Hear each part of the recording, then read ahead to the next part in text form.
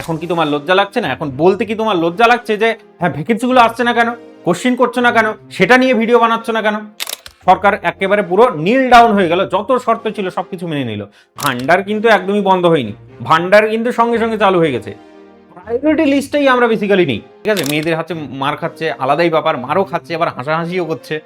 একটু একটু করে গুঞ্জনগুলো শুনতে পারতাম, হ্যাঁ ওই মাসে গিয়ে হচ্ছে নোটিফিকেশনটা আসবে, তার ঠিক পরের মাসেই হচ্ছে আমাদের ফর্ম ফিল আপটা চালু শুরু আরম্ভ হয়ে যাচ্ছে। বড় বড় যারা ইউটিউব চ্যানেল দেখবে প্রতিদিন হচ্ছে 10,000 করে, প্রতিদিন 20,000, প্রতিদিন 50,000 করে ভ্যাকেন্সি নাকি চলে আসছে। কোত্থেকে আসছে? কে চাকরি পুরো কঠিন কোশ্চিন তাকে দিয়ে দেওয়া হয়, তাহলে কিন্তু সেই কোশ্চিনের মাঝে সে কিন্তু গরু ঢুকিয়ে দিচ্ছে। এখন মে মাসের 9 তারিখে আমাদের একটা রাজ্যে দারুণ বড় সড়ো রাজনৈতিক পালাবদল ঘটেছে। আগে যে পুরো সিস্টেমটা ছিল, পুরো সিস্টেমটাকেই কিন্তু উপরে ফেলা হয়েছিল, আমরাই বেসিক্যালি জনসাধারণরাই উপরে ফেলেছি। তো তারপর থেকে আর যাই বলো না কেন, শিক্ষিত সমাজ বা যারা যুবক যুবতী পড়াশোনা করে অ্যাটলিস্ট তাদের মনে অ্যাটলিস্ট একটা আশা জেগেছিল যে এইবার আর যাই হোক না কেন ভ্যাকেন্সি আসতে চলেছে। যে চাকরির পরীক্ষাগুলো, যতগুলো চাকরির পরীক্ষা আমাদের স্থগিত হয়ে আছে, সেই চাকরির পরীক্ষাগুলো এইবার কিন্তু চালু শুরু আরম্ভ হতে চলেছে। আমাদেরকে তো এটাই স্বপ্ন দেখানো হয়েছিল, কিন্তু দুর্ভাগ্যের বিষয় 3-3টা মাস হয়ে যাচ্ছে, এখনো পর্যন্ত নট এ সিঙ্গেল নোটিফিকেশন, কোনো চাকরির নোটিফিকেশন কিন্তু এখনো অবধি আসেনি, কিচ্ছু আসেনি। খুব প্যাথেটিক সিচুয়েশন, বাজে অবস্থা। আর যাই হোক না কেন, মোটিভেশনটাই বেসিক্যালি স্টুডেন্টদের মধ্যে নেই যে আমরা এইবার অ্যাটলিস্ট পড়াশোনাটাকে চালাই, এই পরীক্ষাটা আসতে চলেছে, এই ভ্যাকেন্সিটা আসতে চলেছে, এই নোটিফিকেশনটা আসতে চলেছে, এই ফর্ম ফিল আপটা হয়ে গেছে। কিছুই কিন্তু এগুলো হচ্ছে না, যেগুলো হওয়ার কথা ছিল। দেখো ভান্ডার কিন্তু একদমই বন্ধ হয়নি, ভান্ডার কিন্তু সঙ্গে সঙ্গে চালু হয়ে গেছে। প্রায়োরিটি লিস্টেই আমরা বেসিক্যালি নেই, যারা বেসিক্যালি শিক্ষিত তাদের প্রায়োরিটিতেই রাখা হয়নি, সেই কারণে তাদের কাজগুলোকে ডিলে করা হচ্ছে। বাকি কাজগুলো তো দারুণভাবে চলছে, বাকি অন্যান্য ডিপার্টমেন্টের কাজ তুমি দেখার চেষ্টা করো, ফাটিয়ে চলছে। পুলিশ ডিপার্টমেন্ট একদম পুরো একেবারে উলট পালট করে একাকার করে দিয়েছে, অ্যাডমিনিস্ট্রেটিভ ডিপার্টমেন্ট পুরো দেখো উলট পালট করে একাকার করে দিয়েছে, নিজের মতো করে সাজিয়ে নেওয়া হয়েছে এবার। তো ব্যাপারটা হচ্ছে বাকি সবগুলো হলো, কিন্তু এইবার এইটা কেন হলো না? ভান্ডার তো দারুণভাবে চলছে, 3,000 টাকা করে পাচ্ছে লোকেরা, যারা যারা আবার পাচ্ছে না সেখানে আবার আলাদাই ঘটনা চলছে। যারা যারা পাচ্ছে না বিডিও অফিস চলে যাচ্ছে, বিডিও অফিস গিয়ে একদম এক ঝাঁক মহিলা গিয়ে চলে যাচ্ছে, স্টাফ যত আছে ধরে ধরে একেবারে পুরো কেল্লাচ্ছে। সেটা সেটা আলাদা বিষয় যে স্টাফরাও হচ্ছে তোমার মজা নিচ্ছে, ঠিক আছে? মেয়েদের হাতে মার খাচ্ছে আলাদাই ব্যাপার, মারও খাচ্ছে আবার হাসাহাসিও করছে, ঠিক আছে? ভিডিওগুলো দেখলে খুব ভালো করে বুঝতে পারবে। তো যাই হোক, আমরা হয়তো প্রায়োরিটিতেই নেই, সেই কারণে 3-3টা মাস চলে যাচ্ছে, এখনো অবধি একটা নোটিফিকেশনে এসে পৌঁছালো না। প্যাটার্নটা ঠিক আগের মতোই কিন্তু একদম কন্টিনিউ হতে শুরু করেছে। আগের সরকারের মতোই হচ্ছে, একই রকম হচ্ছে মানে বাহানাগুলো বেসিক্যালি আমাদেরকে দেওয়া হচ্ছে। এক নাম্বার হচ্ছে যে ওবিসি ওয়ালা কেস, ওবিসিটা তো হচ্ছে সমস্যার সমাধানই হচ্ছে না, তাহলে আমরা করবোটা কি, কোত্থেকে শুরু করব, কি করে শুরু করব? হচ্ছেই না সমস্যার সমাধান, কোনোদিনও হবে না, যা দেখে বোঝা যাচ্ছে। ঠিক আছে, এসএলএসটির এমনি হয়তো ওবিসির হচ্ছে ক্লিয়ার করেছে বা নতুন আইন হয়তো পাশ করেছে, কিন্তু এসএলএসটি যেটা আছে সেখানে আবার ওবিসির জন্য আবার ঝুলছে, সেটা আবার 3 তারিখে হয়তো শুনানি হবে, কি হবে না হবে বা এক্সটেনশন হবে জানি না। একটা হলো ওবিসির প্রবলেম, আর একটা হচ্ছে ফান্ডের সমস্যা। এই দুটো সমস্যা আগেও ছিল, এখনো ঠিক একই রকম সমস্যা আমাদেরকে শোনানো হচ্ছে বারবার করে। যখন মানে নোটিফিকেশনের কথা বলা হচ্ছে, যখন বেসিক্যালি চাকরির কথা যখন বলা হচ্ছে, সরাসরি হয়তো হচ্ছে না। তো যদি দেখার চেষ্টা করো মানে মেইন যদি ভ্যাকেন্সিগুলো যেগুলো আসার কথা ছিল প্রথম দিকে, কিন্তু একটু যদি ভাবার চেষ্টা করো, একটু একটু করে গুঞ্জনগুলো শুনতে পারতাম, হ্যাঁ ওই মাসে গিয়ে হচ্ছে নোটিফিকেশনটা আসবে, তার ঠিক পরের মাসেই হচ্ছে আমাদের ফর্ম ফিল আপটা চালু শুরু আরম্ভ হয়েছে, তাড়াতাড়ি গিয়ে হচ্ছে রেজিস্ট্রেশন করো। ইউটিউবারগুলো তো এরকমই করতো। তো এখন কোথায় তারা আবার? ঠিক আছে, এখন সমস্যাটা হয়েছে এই গুঞ্জনটাই বন্ধ হয়ে গেছে, পুরোপুরি বন্ধ হয়ে গেছে। কোচিং বালাদের কথা তো একটা বাদই দিলাম, সত্যিকারই বলতে তাদেরকে আসলে লজ্জা লাগা উচিত, এবার লজ্জা লাগা উচিত। একদম জঘন্য রকম ক্লিক বেট হচ্ছে তোমার এই কর্মকাণ্ডগুলো করতো। প্রতিদিন তাদের হচ্ছে চ্যানেলে দেখবে, ঠিক আছে, বড় বড় যারা ইউটিউব চ্যানেল দেখবে, প্রতিদিন হচ্ছে 10,000 করে, প্রতিদিন 20,000, প্রতিদিন 50,000 করে ভ্যাকেন্সি নাকি চলে আসছে। কোত্থেকে আসছে? কে চাকরি পাচ্ছে? ওই যে গুঞ্জন।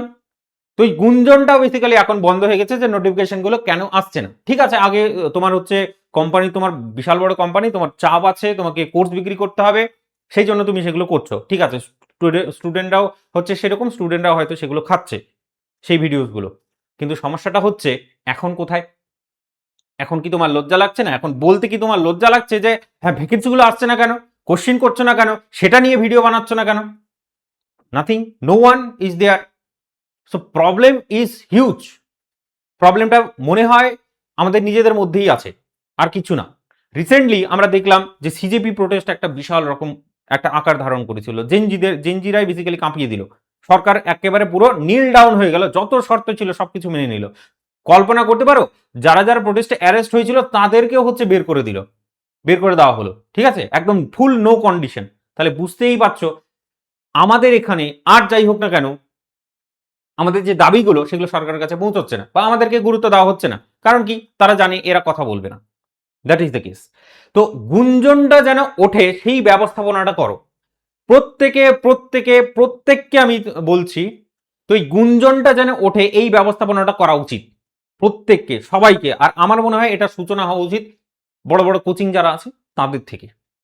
তারাই বেসিক্যালি পারবে সবার কাছে পৌঁছতে, এবং সবার কাছে পৌঁছে বেসিক্যালি অ্যাকচুয়ালি অ্যাটলিস্ট হলে সোশ্যাল মিডিয়া কথাবার্তাটাকে বাড়ানো, সরকারের কাছে পৌঁছানো যে কেন হচ্ছে না, কেন হচ্ছে না। তুমি যদি আমাদের হচ্ছে ই মন্ত্রীর কথা শোনো, তোমার হচ্ছে এডুকেশন মিনিস্টারের কথা শোনো, স্কুল মন্ত্রী যে, তাকে সে বলছে কি, সেই স্টেটমেন্ট দিচ্ছে হচ্ছে যে আমাকে মেসেজ করার দরকার নেই, আমাকে হচ্ছে ফোন করার দরকার নেই, আমাকে ইমেল করার কোনো দরকার নেই, আমি সবকিছু জানি, আমি সবকিছু জেনে বসে আছি। কিন্তু যারা বেকার মানুষ, যারা বেকার যুবক যুবতী, যারা শিক্ষিত, ঠিক আছে, তাদের যে প্রতিটা দিন কিভাবে কাটছে, কতটা যন্ত্রণায় কাটছে, প্রতিটা সেকেন্ড কতটা যন্ত্রণায় কাটছে, সে কি সেটা আদতেও বুঝছে? যে ইমেলগুলো কেন আসছে, ফোনগুলো কেন আসছে, মেসেজগুলো কেন আসছে? কেন হবে না? কেন নোটিফিকেশন আসছে না? বাকি সমস্ত ডিপার্টমেন্ট তো দারুণভাবে চলছে, দারুণভাবে চালু শুরু আরম্ভ হয়ে গেছে, শুধু এটাই বাকি। এটার বেলাতেই শুধুমাত্র ফান্ড নেই, বাকি সবকিছুর জন্য ফান্ড, দারুণ দারুণ ফান্ড। বুঝতে পারছি ভ্যাকেন্সি আসবে, বুঝতে পারছি লেট হচ্ছে। কেন লেট হচ্ছে সেটার কোনো প্রপার কারণই নেই। ফর্ম ফিল আপগুলো তো অ্যাটলিস্ট হতে পারে, সেটাও আসছে না, নাথিং পুরো। সেগুলোকে ফাস্ট ট্র্যাক করা যাচ্ছে না, বাকি সব জিনিস ফাস্ট ট্র্যাক হয়ে যাচ্ছে কিন্তু। আর এক একজন মন্ত্রীর যদি তুমি কথাবার্তা শোনো তাহলে তো তুমি পাগল হয়ে যাবে। এক একজন হচ্ছে তোমার বলতে পারো তোমার হচ্ছে গৌতম বুদ্ধের একদম শিষ্য নেমে এসছে, ঠিক আছে, এত মিষ্টি মিষ্টি কথাবার্তা, কিন্তু কাজ কোথায়? আমরা এখনো পর্যন্ত কেন ভ্যাকেন্সি দেখতে পাচ্ছি না সেটার কিন্তু জবাব অবশ্যই অবশ্যই দেওয়া উচিত, বা দিতে হবে। সব থেকে বড় যেটা ভ্যাকেন্সির আসার কথা ছিল, সেটা ছিল আমাদের পঞ্চায়েতের যে ভ্যাকেন্সিটা। 11,000 মতো ভ্যাকেন্সির কথা আমাদের পঞ্চায়েত মন্ত্রী তোমার দিলীপ ঘোষ যে আছে, তিনি হচ্ছে বলেছিলেন। তো যাই হোক, দিলুদা আমাদের মন থেকে খুব ভালো, তাকে প্রথম দিকে সে কিন্তু বলছিল। হ্যাঁ, এখন সেটা আলাদা বিষয়, সে হচ্ছে ঝালমুড়ি নিয়ে গান বানাচ্ছে, ঠিক আছে, সে দামি দামি গাড়ি চড়ে এখন ঘুরে বেড়াচ্ছে। এবং যদি বাই চান্স কোনো কঠিন কোশ্চিন তাকে দিয়ে দেওয়া হয়, তাহলে কিন্তু সেই কোশ্চিনের মাঝে সে কিন্তু গরু ঢুকিয়ে দিচ্ছে, এখন বাংলাদেশ ঢুকিয়ে দিচ্ছে, সে কিন্তু পাকিস্তান ঢুকিয়ে দিচ্ছে, আলাদাই ব্যাপার স্যাপার চলছে। ভ্যাকেন্সি নিয়ে কিন্তু একটা কথাও আর শোনা যাচ্ছে না, সত্যি কথা বলতে। তো আর যাই হোক, দিলুদার মনটা খুব ভালো, এইটুকুটা খুব ভালো করে আমরা জানি। কারণ সে কিন্তু প্রবলেমটাকে ওই কথার ফ্লোতে সে কিন্তু বলে দেয়, বলছে ফান্ডের অভাব, ফান্ডের অভাব, টাইম লাগবে। এইটুকুটাতে অ্যাটলিস্ট খুব ভালো করেই আমি জানি, সেটা হচ্ছে সোশ্যাল মিডিয়া সবাই সব রকমের খবর রাখে, সবাই চেষ্টা করছে যে খবরটাকে রাখি যে কোথায় কি হচ্ছে না হচ্ছে, কিন্তু কেউ কথা আর বলছে না। এখন যেটা সব থেকে বেশি দরকার সেটা হচ্ছে সোশ্যাল মিডিয়া গুঞ্জন তৈরি করা উচিত। কেন হচ্ছে না, কেন হবে না, কেন নোটিফিকেশন আসছে না, কেন ভ্যাকেন্সি আসবে না? দেখো, এখন কিন্তু এক্সামের যে প্যাটার্নটা আছে সম্পূর্ণরূপে কিন্তু আলাদা, সম্পূর্ণরূপে আলাদা হতে চলেছে। রেলওয়েজ এর প্যাটার্ন হতে চলেছে, সেটা কিন্তু অনেকদিন আগে মুখ্যমন্ত্রী বলে দিয়েছে।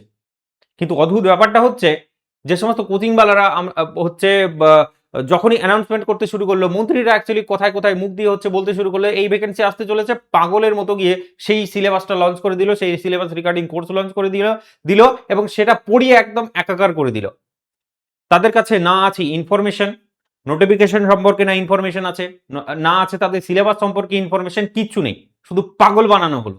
কিন্তু সমস্যাটা হচ্ছে কোথায়? তুমি করো, তোমার কোচিং আছে, কোর্স বিক্রি, this is a good thing, very good thing, but এখন কোথায়? এখন কেন কথা হচ্ছে না? এখন চুপচাপ করে বসে আছো কেন? তা আগে তো হচ্ছে দিনে 5টা করে ভিডিও বানাতে, কিন্তু এখন কিন্তু একটা ভিডিও কিন্তু আসছে না। তো শুধু ইনফরমেশন দিলে তো আর হয় না, স্টুডেন্টদেরকে ইনফরমেশনের সাথে সাথে তাদেরকে কিন্তু এই পথেও নামাতে হবে যে কেন আমাদের ভ্যাকেন্সিটা আসবে না। অ্যাটলিস্ট সোশ্যাল মিডিয়া তো সবাই আমরা হচ্ছে এটা রিগার্ডিং হচ্ছে প্রশ্ন তুলতে পারি, এটা রিগার্ডিং কোশ্চেন করতে পারি, যেখানে প্রেস কনফারেন্স হচ্ছে সেখানে কোশ্চেন করতে পারি, সোশ্যাল মিডিয়া কমেন্ট করতে পারি।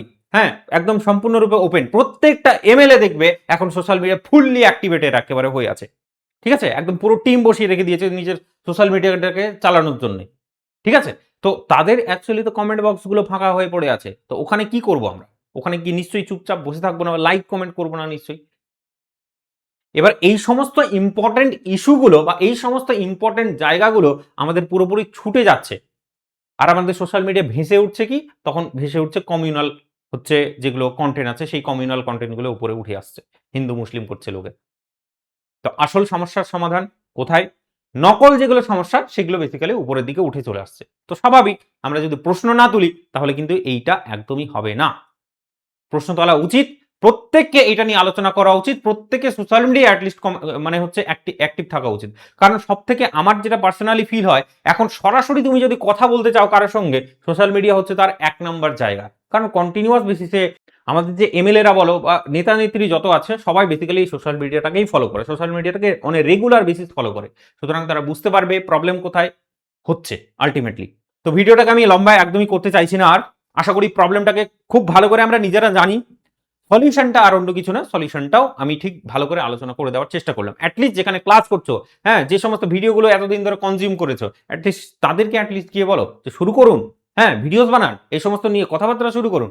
কেন হচ্ছে না? 3 মাস চলে গেল, এখনো পর্যন্ত একটা নট এ সিঙ্গেল নোটিফিকেশন আসছে না, যেখানে 4-5 খানা নোটিফিকেশন অলরেডি পেন্ডিং হয়ে বসে আছে আমাদের। তো জাস্ট এটা শুরু হওয়া উচিত, এইটুকুটাই বলার ছিল। আজকের গল্পটা এখানেই থাক, আমরা দেখা করছি নেক্সট অন্য কোনো ভিডিওতে।